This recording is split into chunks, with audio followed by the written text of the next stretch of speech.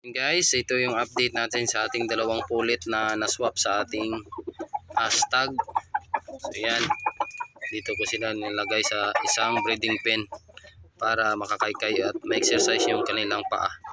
Kasi sa mga ganitong klaseng manok, nalulumpo sila pag nasa kulungan lang, na nakataas na kulungan. So bali, ito yung ginawa ko para makapagkaykay sila dito. So dito sila sa kabilang breeding pen.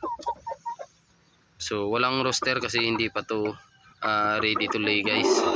So bata pa. So sila lang muna dalawa dito. So sa kabila si Red at saka si Black, siya ang maasil natin. So may 6 na itlog na yan guys. Yung Black siya maasil natin. So yan siya. Yan yung isa, and then yun yung isa. So dalawa. So malalaking manok nito guys. Yan. So ilang buwan na lang magagamit na natin to. Yan. Yung isa dun. Yan guys. Ang ganda ng katawan. Yan. So dyan nabasag yung itlog ni wheat and white natin. Yung pinakita ko kanina. So dyan. So kinuha ko na lang. Then pinaliguan ko na lang siya para hindi na siya makaisip na naglilimlim siya. So next breeding ulit tayo. So sayang. Yan sila. Ang ganda din ng kulay guys. Yan.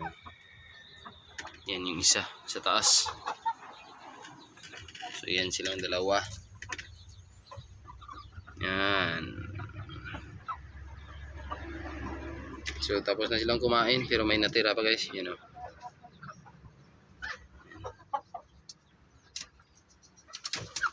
Yan. Yan yung ating manok. Yan. Mataas yan guys. Yan o. Mataas na manok.